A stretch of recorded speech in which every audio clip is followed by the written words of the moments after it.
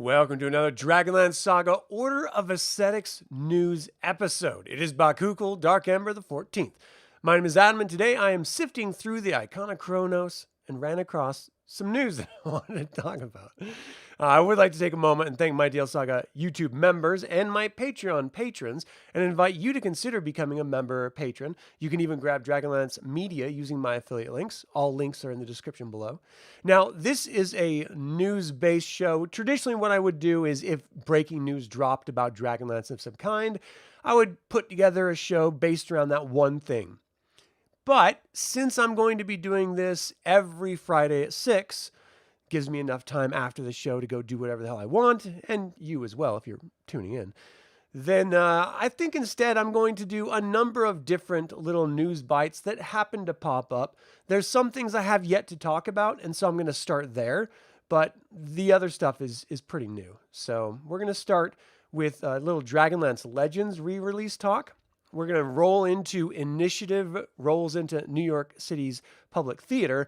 And then Sean Levy says making Netflix's Dungeons & Dragons TV show has been a challenging process. And we're going to close it out with a new D&D Stranger Things starter set. I know it's not new, but for people who don't buy starter sets, I figured this would be a nice, interesting way of not only bringing in Sean Levy as a sort of a twofer, but also just talking about the starter set based on a review that someone gave online. So that's where we are. Let's dive into it with our first story here. Dragonlance Legends. Now, this is, of course, by Penguin Random House, published by them. And this is different than the Chronicles, because this features a foreword with exclusive behind-the-scenes stories from the original Dragonlance team. That's interesting, but is it anything new? We've heard all of the stories ad nauseum at this point from every one of them and you know, throughout the years. So when their memory was fresh from the events, we heard the stories. And now, you know, on different YouTube channels, they're sort of refreshing their thoughts. And it's a little bit older, a little bit more dated in the memory. But the stories are all exactly the same. And so, like, all you have to do is check out Dragonlance Histories, being the notes, journals, etc. It's basically like a Leaves from the Inn and the Last Home source book, but it's called Dragonlance Histories. It came out in the second edition of Dungeons & Dragons era, and it has all sorts of reminiscing thoughts about the making of Dragonlance and everything like that. So are they just republishing stuff that already exists? In which case, you don't have to buy this. Now, I want to be clear. I'm going to. Because, again, I'm an addict. But normal people don't have to buy this. Because I highly doubt any of the information, the exclusive behind-the-scenes stories, are new. What, have they been waiting for 40 years to tell that one anecdote that no one's ever heard before? I don't think so. That would be insane. But again, if you don't have this already, or if you want to introduce a new audience like a family member or a child, for example, or maybe just a friend, this would be a really great way of introducing them to Dragonlance. And I would make the very firm argument that I don't think anyone could disagree with, that this is a much better entry point. Even if you just skip over Legends and skip over Chronicles and just do Legends, though I would prefer people go to Chronicles and then Legends. But if you're going to introduce someone to Dragonlance first and foremost, if you're comparing the Destinies trilogy to the Legends trilogy, it's no question. Introduce them to the Legends first, especially if they're more romantic-minded, because it's much more drama-oriented and it's much more romantic-oriented than arguably any of the other trilogies, full stop. And it's a great story. It's a prequel and a sequel to the Chronicles. So you can't really go wrong. But aside from featuring a foreword with exclusive behind-the-scenes stories from the original Dragonlance team, which is interesting, I'm not going to lie, the hardcover price is $40. And I just want to couch that by saying you can pick up the hard copy of this exact same release of Chronicles for $15. So if you want to pay less than half of what it's showing right here, just wait a little while. Because if it's anything like the previous release, it is going to go down because the quality's not great, because people are complaining that why even buy it when they already have the original trilogy in multiple formats. I've got the paperbacks, I've got the annotated legends. Why do I need another hardcover? Because I'm an addict. I'm a Dragonlance addict. That's what I do. But no one else really does, like really. All right, let's look at this. Before there was Game of Thrones, there was Dragonlance from Vox. Rediscover the world of Dragonlance with the second trilogy of one of the most popular fantasy series of all time. This is what drives me nuts. One of the most popular fantasy series of all time that has yet to get some sort of like big screen debut. If it's really one of the most popular series of all time, why haven't we gotten a series yet? Why haven't we gotten to films yet? Nothing? Like, come on, people. Do you hate money? Is that what this is about? Because we would be paying you with fistful of cash to watch a live action film or watch a live action TV series. Just take our money and make it, please. All right. Featuring a new forward with exclusive behind-the-scenes stories from the original Dragonlance team. The twins, Raistlin Magir, powerful archmage, he abandons his brother to walk the paths of darkness, and his lust for power grows. He plans to challenge the gods in a battle that could destroy the world. And Krynn Magir, courageous warrior, he must find a way to stop his brother and save mankind. But first, he must save himself. Chrysania, a cleric of the gods of good. Her own ambitious goals blind her to the truth. Tasselhoff Burfoot, the kender and friend to all. An annoyance to many. He tries to help with his near disastrous results. Dragonlance Legends is the epic tale of magic, love, war, and sacrifice, and the perilous journey through time that will forever change them all. Yeah, it's great. If you haven't read it recently, do yourself a favor and read it, because it's great. The annotated Legends is by far my favorite edition of this. I have the hardcover version of it. I got it in aftermarket through eBay, and it was the best purchase I could have made. It is great, with tons of little notes throughout the entirety. Very, very valuable notes if you really care about the making of this type of stuff, which kind of makes me question what is going to be the introduction, the exclusive behind-the-scenes information. Is it going to be Harold Johnson? Because that gentleman has been largely ignored about his role in the creation of Dragonlance. Is it going to be Douglas Niles? Because Douglas Niles has written more for Dragonlance than anyone else, full stop. Arguably, he knows Dragonlance better than anyone because he's been involved with it from the beginning all the way till the end, and he wrote so much of the original content, of the original DL series, and tons of novels, just countless novels. He's an indelible part of Dragonlance, but we're probably not going to get either of them. It's probably going to be a snippet from Larry Elmore, a snippet from Margaret Weiss, and a snippet from Tracy Hickman, telling tales that we've already heard 100 times before in interviews, in videos, in books. Like, at what point could there ever be anything we haven't heard already? You know what I mean? And then how many times do we need it in print? That's the other part of it. So what do you guys think? Is this something that you're going to be picking up for $40? Are you going to wait a little bit and maybe pick it up for around $20 or less as time goes on and reviews get in? Are you going to be picking up at all? Do you care about a new edition? And is the promise of a forward with exclusive behind-the-scenes stories worth the price of entry? Let me know what you think. I'm interested to hear what you have to say. Yeah, I mean, it's coming out February 10th, 2026. So we've got like 5 months-ish. Well, that's 4 months away. So it's right around the corner. And I think just a couple months after that, we're going to get the War Mage book from the new Magius and Huma trilogy from Margaret Weiss and Tracy Hickman, which, again, will be the first new novels in Dragonlance since the Destinies trilogy, which had mixed reviews, we'll say. Mixed reviews. But page count, man. 3 books coming in at a whopping 1,136 pages. That's some padding. All right. Yeah, let me know what you guys think about this because I'm interested. All right. Next article that I wanted to touch on. 5-hour Dungeons and Dragons themed play initiative rolls into New York City's public theater amid showbiz's growing embrace of role-playing fandom. 5 hours at a theater? That's a lot to expect of an audience. It's one thing if you're playing because then you're engaged, but if you're just sitting watching, people complain about 2.5-hour films. A 5-hour play? Sweet hell. And I'm going to get into the article here in a second.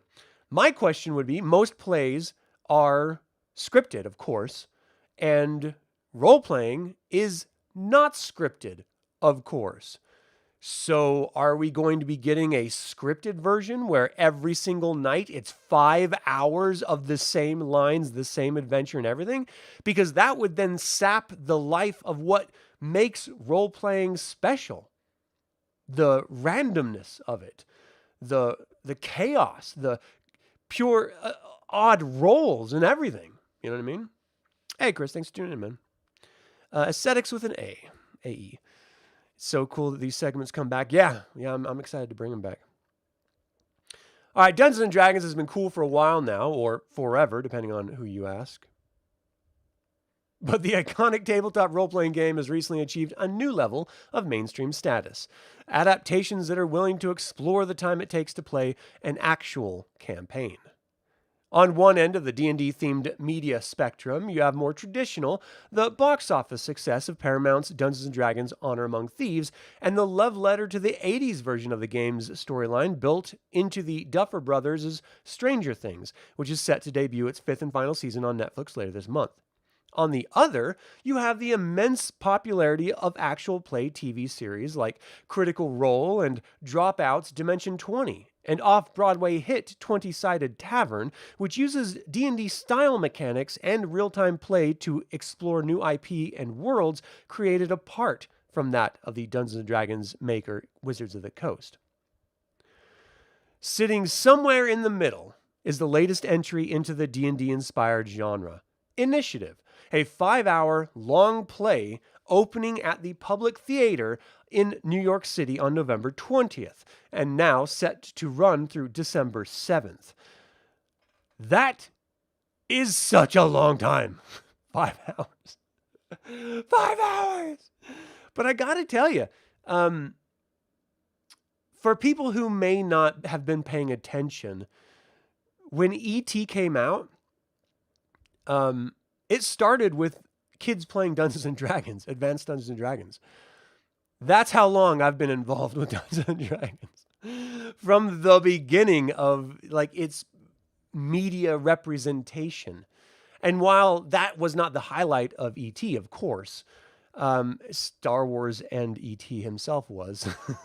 But it's just interesting that, everyone's making this big to-do about, Stranger Things, they're bringing it. No. This has been done. This has been done a long time ago by people who are calling back to those Amblin youth sort of memory, just nostalgic return to Dungeons and Dragons. Like, we've always lived here. And I was just talking to my daughter about this the other day.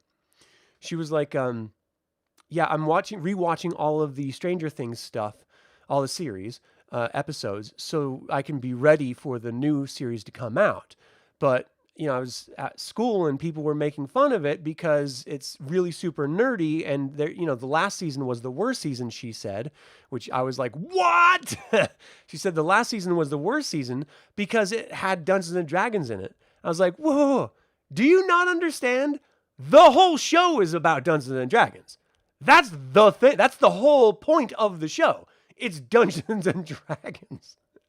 You can't pretend like you don't like the last season because it has Dungeons and Dragons in it when the whole series is about Dungeons and Dragons. It's hilarious, kids. They just latch on to one thing. And apparently, my daughter's not alone. Even her teacher was complaining that the latest season of Stranger Things was the least interesting because of its focus on D&D. Do these people really not realize that that's what the show is about? It seems blatantly obvious to me, but again, I'm on the inside looking out. So apparently, from the outside looking in, people see Stranger Things and they're like, what does it have to do with D&D? Why are they playing D&D? It's hilarious. All right. Sitting somewhere in the middle is the latest entrant. All right, I already talked about that. Let's see. Written by Else Wendt and directed by Emma Rosa Wendt, the play, which will include multiple intermission and, for Saturday performances, a 90-minute dinner break, very smart, is described as a bittersweet reflection on adolescence at the dawn of the new millennium. That actually sounds interesting. A bittersweet reflection on adolescence at the dawn of the new millennium wrapped around a D&D show. It's very Stranger Things. Per the public initiative, named in a nod to a key component of D&D gameplay, charts the intertwined lives of 17s from 2000 to 2004 as they become friends and more than friends, wrestle with their potential, face incalculable loss, and struggle to find their way in and get out of coastal Podunk, California. Much of the through line of the play, which stars off-Broadway newcomers Olivia Rose Baresi and as Clara, Brandon Burke as Mr. Stone, Greg Kuehler as Riley, Harrison Densmore as Ty, Carson Higgins as Lo, Andrea Lopez Alvarez as Kendall, Jamie Sanders as Tony, and Christopher Dillon White as M, centers on the group's D&D League, and 4 critical portions of the show are devoted to their time spent playing together in character, as well as how the game acts as a central motif for their real-life journeys. I think the very initial seed of it, actually in my first ever playwriting class, we were asked to write a scene, sort of a gesture of kindness or love. Initiative playwright Else Wendt told Variety, and I wrote a scene about a bunch of people playing Dungeons and Dragons in a basement who are interrupted by a phone call that a tragedy has happened, a car accident. And then they sort of hold each other and work through the impact of that, and then return to the game as a space of safety. And then that thought evolved and had a gravitational pull all these other elements of my own life in high school in this small town and building community through collaborative storytelling, because D&D is a type of theater. And then the play just grew outward from there. And yeah, I agree. It fits perfectly. That's why theater kids who have never played D&D are really missing out. I get how it has been framed as geeky or nerdy in my generation, but modern generations, there's literally no reason not to indulge in and explore tabletop role-playing if you're really into acting or storytelling or character building or anything of that sort. The initial concept for Initiative was written by Wendt in 2016, and now director Emma Rosa Wendt and star Baresi collaborated with Wendt for the first version of the show. During Wendt's fellowship as playwrights realm between 2018 and 2019, Wendt expanded that script into what eventually became the 5-hour final product, a big swing to take in the theatrical world as attention spans have notoriously decreased among audiences. We expanded the action and accordioned it out and included all of these other people and experiences, their stories in regular sort of rolling time, and consequently the play got much longer, director Rosa Wendt said. And then we realized that that was actually the theatrical exciting container for it, and that it felt intrinsically right for the story of these young people taking place over their high school career to actually watch them age over the 4-year period, over the durational timeline. It is actually really interesting, and I would be interested, you know how they sort of made televised versions of plays throughout all of history? It would be interesting if they did that to this, so that those of us who are not in New York have an opportunity to sit there and watch this. And you could break it up as like 1-hour episodes or 2-hour, 2-hour episodes or whatever, 2.5 or whatever. But if they have built-in intermissions and on weekends built-in like 90-minute dinner breaks, then they should definitely make this in a medium for everyone to enjoy, even if it's just a single camera recording it for a web audience, an internet audience. Because I would really like to see this. I love drama, I love romance, I love life, and I certainly love D&D. So I don't know, would you guys sit through 5 hours of an actual play? See what I did there? It would be interesting, right? Went and Rosa Went have been in residence at the public for roughly the last year, and Initiative was first programmed there 2 years ago, giving them a very long, generous runway to prep the show, including 4 weeks of rehearsal through 2024 and 4 more weeks of rehearsal that began this October after casting was finalized earlier this year. That meant that some cast members had been familiar with their parts for a few months, and others for several years.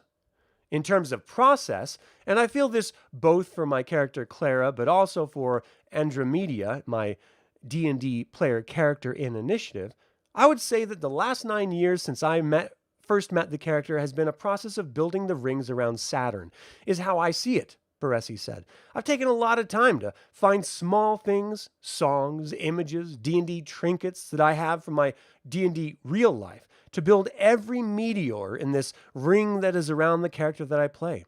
So I feel insanely lucky, and I feel like we would all agree with that to have had as much time as we have had, be it 9 years, 6 years, a couple months, whatever, to sort of be able to find each space rock and bring it in. While those subtle bits and pieces of the performances are key part of the play, the actors also needed to focus on a great deal of blocking and physical movement over the course of the 5 hours, including multiple choreographed fight scenes. It's athletic. It requires a full breadth of my being, emotionally, psychologically, physically, says Kuehler, who plays Riley, the show's dungeon master, and is charged with hundreds of lines of narration while in motion to get the actors and audience through the D&D campaigns. So I try to create a sense of arc, especially for the aging, and in between every school year. Something sort of evolves that I have in the back of my mind of vocally what is happening, physically, how the person is changing. So I've really tried to track that out. And from there, the great thing about it is that even though it's long, Else has done a phenomenal job of just taking care of the actors so that I can step into the role. And if I just allow my instrument to flow through the lines of it, I really ultimately get to where I need to go by the end of the play. And for whether non-D&D fans will enjoy the show and find it to be worth its 5-hour runtime, the creative team has taken care to make it accessible without losing its potential die-hard audience either. There's also just a beautiful way in which the humor permeates it. This is another thing. I've been playing in D&D games, again, since I was a child. They're always ripe with humor. That's part of the fun. Even if the game itself is very, very serious, you're always throwing in thoughts and side comments and, someone's running off the table to go use the bathroom or get a drink or get a snack, and there's comments throwing around, and it's really entertaining because it's not just sitting here rolling dice. You're actually engaging, and it's very exciting. So I love that they maintained that aspect of it. Hey, Skull Cowboy, how you doing, man? Lopez Alvarez, who plays Kendall, said, and Greg is doing amazing work with the voices and physicality that really brings it to life.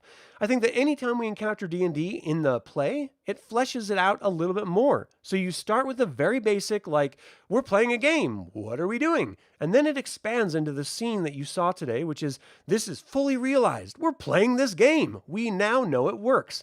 And I think that the audience watches it, but then will be like, I understand what's happening. I get it. And here's the other thing. Like, whenever I was, as a young kid in elementary school and middle school and high school, introducing people to Dungeons and Dragons for the first time, because if you were ever my friend, I 100% had you come into my home's basement with me where I slept, and we played Dungeons and Dragons, whether you wanted to or not. I 100% made all of my friends do it. If there was a sleepover, it was an all-night D&D session. That is just what we did as kids.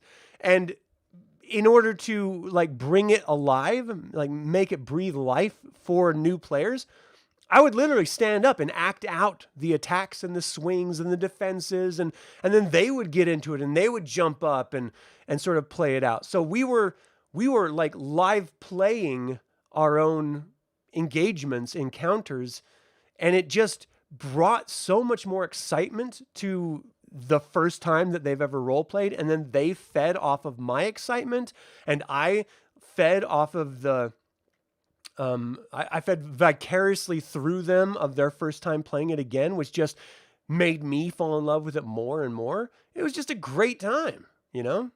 I loved it. All right. What were some of your characters as a kid? I mean, Charles Branson was my paladin, not Bronson. I took him to level 20. And then sort of retired him. He had a daughter, and she also became a paladin. And I played her for years. Like, so it was really just Charles and his daughter. It was a really good time. I had a lot of fun playing those characters. I always loved Cavaliers and Paladins. So, and then of course it extrapolated out once in middle school when I read Dragonlance Chronicles, then it had to be Knight of Lamnia. It's the natural evolution into that. One of your first was a druid turned necromancer named Kronos. That's cool. Hell yeah, dude. All right, well, that is the article. It does sound interesting. I don't know that I could sit for 5 hours. I have a hard time just sitting on like a couch and watching an actual play past a couple minutes. I just can't do it. And it's hard for me to sit for 4 hours on actual plays sometimes, but most of the time because I'm involved with it, it just flies right by. I cannot imagine sitting for 5 hours, even if there's like 2 breaks and a dinner break.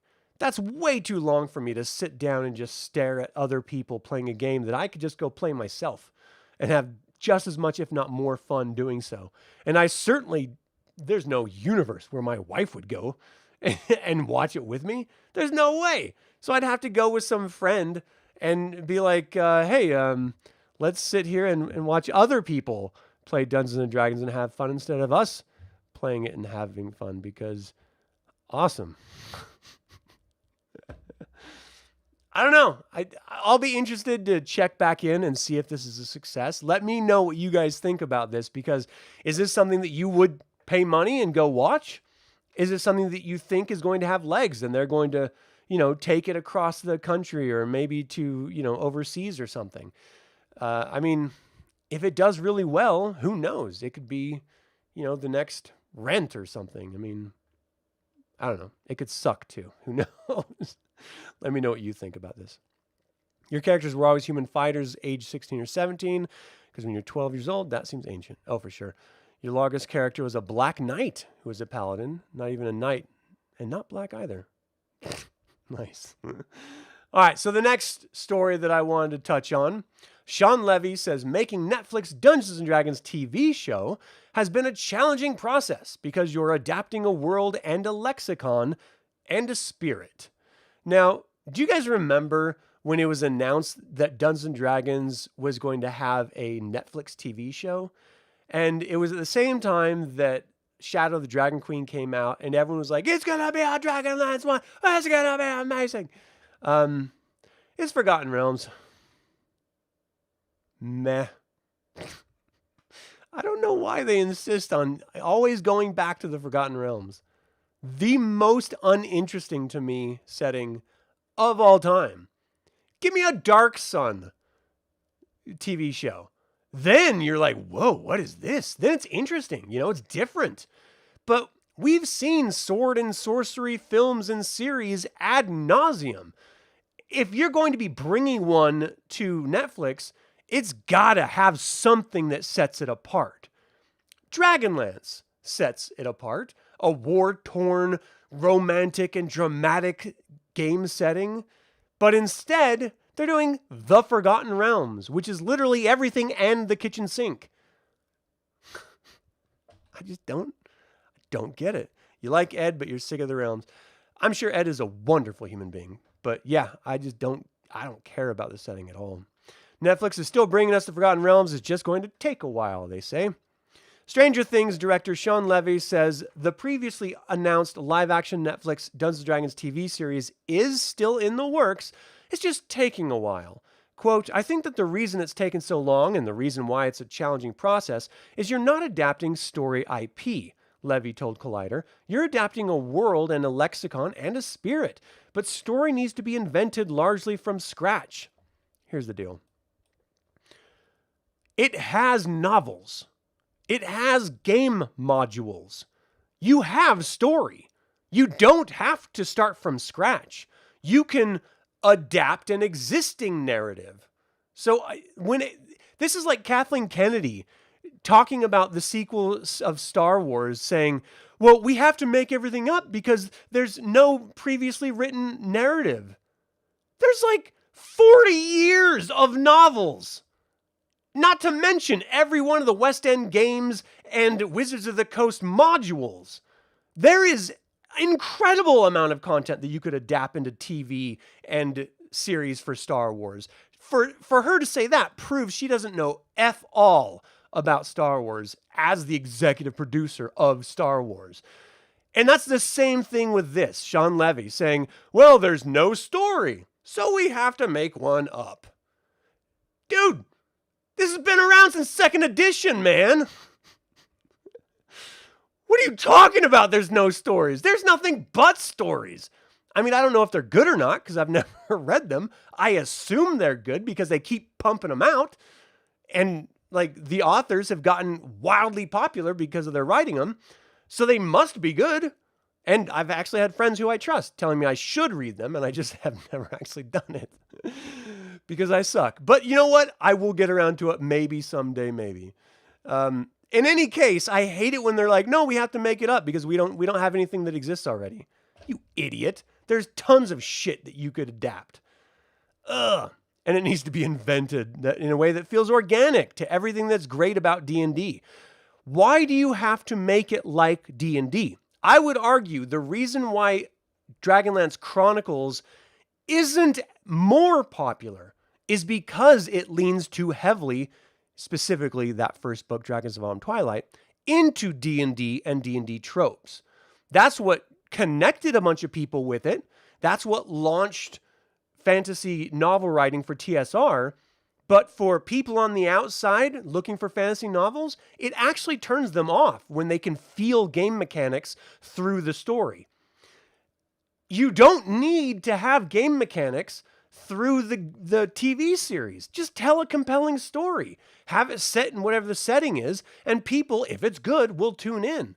But to force yourself to distill what's great about D&D and then extrapolate that out to this new IP that you're unfamiliar with and you don't believe has any storytelling built into it, which again blows the mind. You're like going about this wholly backwards. You're making it take longer. And I think it's because he has all sorts of other projects that are infinitely more important to him than doing a Forgotten Realms TV series for Netflix. So that one is in very active, everyday, chipping away at it development at Netflix, which is another way of saying, yeah, we'll get around to it. That's really what it means. When asked if the series is likely to move forward, Levy responded, I really hope so. I really hope so. Yeah, well, he's doing a Star Wars movie. I'm sure he's still directing had directed the newest Netflix episodes. I'm sure he's dealing with more Deadpool IP. He's definitely busy. So when he finds something that he's passionate about, he finds time to get involved in it. And his putting this on the back burner tells you everything you need to know. And probably even more, because it's probably not going to happen. That's my guess. It was reported back in February that Netflix was developing a live-action Dungeons & Dragons series titled The Forgotten Realms, with Levy at the helm and Androu Crivello, We Crashed, as showrunner. The report also stated that the series was previously in development over at Paramount+, which makes sense given that Paramount Pictures is the company that developed the live-action D&D movie Honor Among Thieves. The movie and the forthcoming series are not affiliated. Levy is no stranger to the world of Dungeons & Dragons, as the director has helmed 12 episodes of Stranger Things across the show's 5-season run. Dungeons & Dragons serves as a through line of sorts, with each villain in the Upside Down being an actual villain from D&D lore. Because of this, fans have used D&D lore to form various fan theories, including predictions for the final season. Stranger Things Season 5 Part 1 is set to hit Netflix in November 26. For more, check out the best new TV series, blah, blah, blah, blah, blah, blah. All right. So, what do you guys think? Is this actually going to happen? Because if Sean Levy really loves the IP, I feel like he would be in more active development than saying, I hope it happens still. Because that is literally the quote. I really hope so. I really hope so. Not, oh, it's happening. I'm going to do it because I want to do it. No, it's, I hope so. Yeah, maybe I'll have a bowl of cereal. Maybe I'll work on the script. Who knows? What is going on? And the thing is like people get their hopes up about stuff like this. Star Wars has ruined their fan base because all they do is announce films and then silently cancel them. Announce series and then silently cancel them.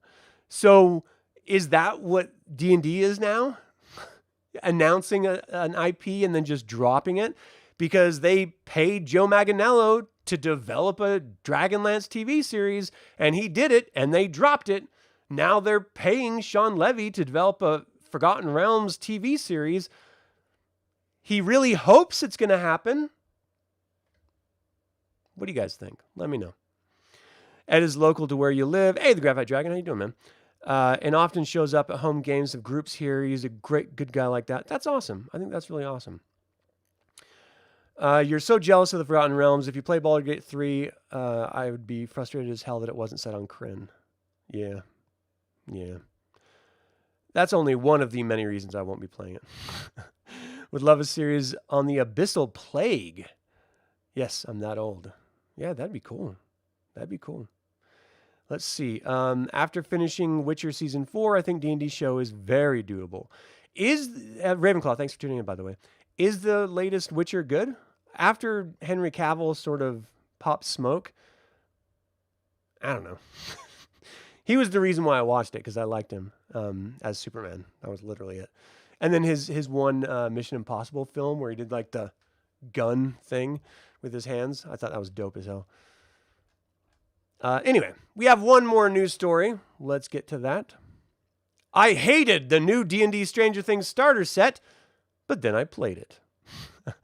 It took an immersive Stranger Things game of Dungeons & Dragons to change my mind about Wizards of the Coast's newest starter set. On my first read-through of the new Stranger Things starter set for D&D, my response was not kind. In fact, I reacted like a petulant Amdram actor receiving an unfavorable script. Is this really the best they can do? I huffed and puffed. Where's the story? The character work? The drama? Dungeons & Dragons may have first sprouted from the roots of strategic war games, but I have always played it for its narrative. I crave complex villains, character arcs, and emotional moments that leave me in fits of laughter or floods of tears. This is a woman after my own heart. This is about as bare bones as storytelling can get in a tabletop RPG. The starter set's 4 adventures have no tether that strings them together. The plot hook is always go on this adventure because an NPC you've never seen before told you to do so. None of the 6 pre-made character sheets offer the slightest whiff of a backstory, a reason your party might be traveling together. Understandably, the starter set is designed with Stranger Things fans in mind. You're not actually playing a game set in the world of the hit series. Instead, you'll take on the mantle of the D&D characters played by the core cast of characters. The rules and the dungeons are written in the voice of Eddie Munson, heavy metal dungeon master extraordinaire. Eddie does give some great nuggets of advice for beginner DMs. I'll give him that. I also imagine that more passionate fans of the show will greet the more overt Easter eggs with glee. However, there were many times when the description seemed overly basic or, as I scribbled in one note, slightly cringe. I was a certified hater by the time I closed the lid on the box. I was ready to write the starter set off completely as a lazy cash grab. But then I actually played the damn game. I was invited to test out the starter set with RPG Taverns, a dedicated D&D venue in South London. Founded in 2024, it offers themed rooms for RPG sessions, complete with top-tier gaming tools and experienced DMs to run the show. Although tables cater to players of all experience levels, co-founder Kenny Ho tells me that the RPG Taverns is particularly interested in helping new players find their introduction to the joy of role-playing. This article is bearing the lead. It should be about the RPG Taverns business, not Stranger Things. Because this place sounds dope. Like, themed rooms for RPG sessions complete with top-tier gaming tools and experienced DMs to run the show? That sounds awesome. Like, that's somewhere I would love to work. That'd be cool. It made perfect sense then for RPG Tavern to host a session with the latest starter set. The venue went all out when it came to immersion. A fairly light alphabet adorned the walls near the posters of Kate Bush and Lionel Richie, a steady stream of 80s hits, many of which are featured in Stranger Things, streamed through speakers at key moments during our game. Our Dungeon Master even came dressed with a Hellfire Club shirt. RPG Taverns' efforts were certainly a boon. A dedicated space and the quiet that brings is precious to a D&D table, and it was all the more immersive to be able to play uninterrupted. It felt downright luxurious being able to silently order fresh drinks via mobile, all without disrupting the game. I was primed for a good time. But D&D still needed to deliver a robust adventure, and despite my first impressions, the Stranger Things starter set started to win me over. My environment actually helped me to realize the vision of the starter set. All around me were nostalgic posters, including one of the iconic red box. The dice I rolled were actually chosen for the resemblance to those found in the famous box set, though I went to note that they were provided by RPG Taverns, not Wizards of the Coast. Fully immersed in the theme, I finally saw the product for what it was. It was a collection of adventures trying to recreate the feeling of 1980s D&D. That meant taking the game back to its roots as a combat-heavy, war of attrition dungeon crawl. It's still true that the opening of the adventure is cartoonishly simple. A mischievous gnome promises you treasure if you find his hiding spot in a horrible dungeon, and because you're the adventuring type, you agree without question. Any motivation your character might have is entirely your own invention, as the character sheet only gives you a name and a portrait to improvise from.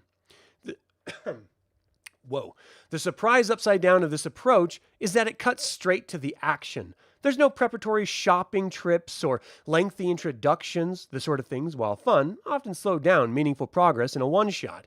Rather than an open road, the adventure starts you out in a narrow corridor with only one way to travel. The dungeon layout is basic, with very few frills, but its rooms are varied enough to keep encounters from feeling samey. Combat rounds are buttery smooth as ever with the revised 5th edition rules. Really? Buttery smooth with the new rules? Right, because the new rules are buttery smooth. It's not like every character has 4 different actions they can take, right? And then they sit there going, which of these 4 actions am I going to try to use with my 87 options to fill those 4 action slots? Buttery smooth my ass. With leveling 1 still feeling suitably deadly, but not impossible to overcome. The map has a few surprises that I won't spoil. It's not going to win any prizes for ingenuity or environmental storytelling, but there is one thing it's perfect for: teaching new fans how to play. Guided deftly by our Dungeon Master, the single new player at our table was able to pick up the essentials with relative ease. They leapt headfirst into the role-playing side, dealt their first killing blows, and savored their magic item loot. That approachability has helped immensely by the starter set's extra handouts. Dungeons & Dragons has seriously leveled up its component game in 2025. While Welcome to Hellfire Club doesn't have quite as many trinkets as Heroes of the Borderlands, it still offers individual cards for spells and monster illustrations. Those spell cards are particularly clever, as they communicate key concepts, range, class, area of effect, in a clear, minimalistic manner. The starter set offers D&D in its purest form. Its simplicity guides you to the heart of the concept, and unfamiliar players will quickly catch on to D&D's key rules and tropes. Granted, the writing and design lack nuance. In creating a series of old school adventures, it hasn't dedicated much effort to being creative or clever. And let's not kid ourselves here. While dungeon design philosophy has come a long way since the 70s, some of D&D's earliest dungeons were very, very clever. The starter set laser focus on the essentials means that it's not great at showing new players what D&D can be. A stage for telling epic, elevated stories, or the ultimate chessboard for showing off your strategic skills. But maybe it doesn't have to. Maybe Welcome to Hellfire Club can be forgiven for limiting its ambitions. In giving just a taste of what the basic D&D experience, swinging an imaginary sword, laughing with friends, it might inspire a new horde of Stranger Things fans to dive deep into the hobby. And if it does, we, and community spaces like RPG Taverns, will welcome them with open arms. I mean, this actually makes me want to play it. I think it's interesting. You know what it actually does? It makes me want to play the old Holmes box set that I started with, the starter set. That I would love to revisit and run through those basic D&D characters with some friends on a Roll20 virtual tabletop. I think that would be dope as hell. In fact, I think I am going to put that together now because I think that'd be really, really fun. But have you guys played the Stranger Things box set? Is it worth it to you as a starter set for Dungeons and Dragons, as a very basic first introduction to the game to, presumably fans who love the series, and this would be a great dipping your toe into the pond of Dungeons and Dragons if that is the case. Let me know your thoughts. All right, let's look here what you guys have to say. Liam's no Henry, but he is passable. A lot of great... Oh, that's cool. Do you think that WotC will ruin Dark Sun as bad or worse than they did with Dragonlance? Yeah, I do think they'll ruin it. But that's why we have the existing second edition games and game worlds. I mean, it was second edition where Dark Sun came from. We can always go back and play it in the editions it was first introduced in, that it was designed for, without having to worry about the modern mechanics effing it all up. And that's what I love about Dungeons and Dragons, is that even if you hate 5th edition or the 2024 rule set, you have every edition before it to play. Even if you hate basic D&D and advanced Dungeons and Dragons, you've got 2nd edition, 3rd edition, 4th edition, 5th edition, and 2024 edition to play. And if you really don't think there's a difference between 5th edition and 2024 edition, it's about the same difference between AD&D and AD&D 2nd edition. It's really not a lot. There's some spackle.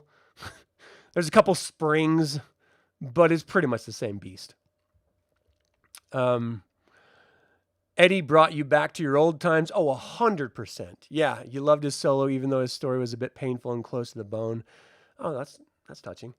I loved the last season of Stranger Things. I loved it. It'll never happen, but you would love to see an RPG take the Dragonlance timeline forward from the end of the Dragonlance Destinies trilogy. You'd love to see the Chaos War without chaos. I mean, there wouldn't be a Chaos War without chaos. It was the Grey Gem, right? That was the whole thing. And so I would love to see the progression of the story from there as well. And I think it's a great way to reset back to the 1st edition DL module line. And then in 2nd edition, when Taladas failed, they did the War of the Lance box set, and they sort of set it after the Blue Ladies War. And so you sort of had all of that era to play with. And even the video games that came out, the gold box AD&D video games, they were all set right after the War of the Lance, after the Blue Ladies War, in that time that Destiny's trilogy sets up, because it was set also after the Blue Ladies War and reset the timeline then. So yeah, I mean, we have a lot to pull on from that era already, and it would be very much fun. You meant the invasion of the Knights of Takis. Yeah, okay, I'm tracking you now. 100%. Yes, I think that would be very, very interesting. Because again, you already have this premise of the Whitestone Council, all the different races and nations rising up together. But at that time, Tanis and Lorana are having a hell of a time trying to bring everyone back together again. And then even when they show the Knights of Solamnia that there is an overt threat with the Knights of Takhisis, they still don't want to believe it. because they're like, oh, evil will feed on itself. They're like, this is a different beast, man. You got to listen to us. Yeah, I would love to see. I think it would be fun. And it would be a fun campaign to flesh out for someone, say, like Dragonlance Nexus, who's putting out all sorts of wonderful gaming products right now. Perhaps they could dive into that possibility. All right, let's see. Anything else? Playing into the maelstrom, not me. One question about the original Dragonlance timeline: did elevating Mina as a goddess upset the balance? I think she jumped between evil and good, but isn't she neutral? Originally, there was only 7. Yeah, that was my big complaint. They tried to sort of hand wave it away by saying, well, she's not really, a god that you can worship. She just sort of on her own helps people that are despairing and stuff like that. But she never grants any spells or anything like that. And so as far as like game mechanic lore world goes, they really tried to sort of whitewash that away. There we go. So that she didn't upset the balance, which is core to what Dragonlance is all about. Even though in the absence of Paladine and Takesis in the heavens, you've already upset the balance because there's not an equal amount of gods for each of the 3 good, neutral, and evil alignments. So yeah, I think, and again, it wasn't even with Tracy Hickman that happened. That was 100% Margaret Weiss. So she was never really in the game product side of things.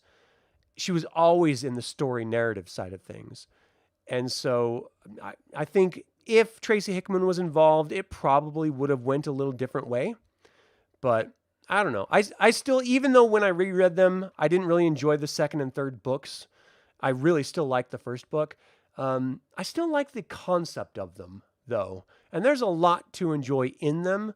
So I'm kind of okay with where it ended up, to be honest. Let's see. You ran the first book of the trilogy, Dragons Law and Twilight, using Castles and Crusades. One day I wish you could finish that trilogy. So there's a couple different TTRPGs I want to try on this channel, playing Dragonlance with. One of them is Castles and Crusades. I would be very, very interested to run through that. And now I do have a little bit more time, so maybe I'll pick up the book and I'll read through it. Get the gist of how to play and try to do a one-shot and see how it flows, And I think maybe that might be a really good option for me to do an off weeks when I'm not running the Tyranny of Dragons game, is to just do one-shots of different TTRPGs, but in the Dragonlance campaign setting. I think that might be really, really fun. Oh, it's like D&D 2.5. Interesting. Okay. I mean, I had fun playing 2nd edition. I played it for years. Let's see. An old school RPG module from the Basics box set would be really fun to play. I agree, man. I want to do that now. Like, it is going to happen. I'm just putting it out there right now. I might pick it up this weekend, and I might just run it next weekend, because tomorrow I'm running Tyranny of Dragons. So, if anyone out there wants to run through a basic set one-shot with me, shoot me an email at info@dlsaga.com. I don't know if, because, I'll play it in D&D, in Dragonlance, I don't care. It'll be interesting. I'll have to look at the module that comes in the box set, because it's been since I was a kid since I looked at it, and see how I can modify it for Dragonlance. But I can do it. I know I can. So it would be fun. Yeah, shoot me an email, info@dlsaga.com, if you want to join in on a basic D&D box set, starter set playthrough of a one-shot adventure. I think it'd be kind of cool. All right, that is it. What did you guys think of the articles for Dragonlance Legends? Are you going to pick it up? Do you really care about the forward? And what about the the Dungeons and Dragons play? Do you think a 5-hour play is reasonable based with Dungeons and Dragons? And then Sean Levy, is that Netflix show ever going to happen? And have you played the Stranger Things starter set? Let me know in the comments below. This is just this week's Order of Aesthetics news we're going to do it again next week and the week after and so on and so forth. So if you want to hang out and just shoot the shit about Dragonlance and Dungeons and Dragons, come over here every Friday night at 6 o'clock Mountain and have some fun with us. That is it for this OA News episode. Will you be picking up the Dragonlance Legends re-release? Would you watch a play about D&D? And finally, are you excited about the upcoming Netflix series? Feel free to email me at info@dlsaga.com or leave a comment below. I would like to take a moment and remind you to subscribe to this YouTube channel, ring the bell to get notified about upcoming videos, and click the like button. This all goes to help other Dragonlance fans learn about this channel and its content. Great thank yous to creator patron Aaron Hardy and developer patron Chris Androu. This channel is all about celebrating the wonderful world of the Dragonlance Saga. Thank you so much for joining in that celebration. Thank you for watching. This has been Adam with Dragonlance Saga, and until next time, Slán Javar.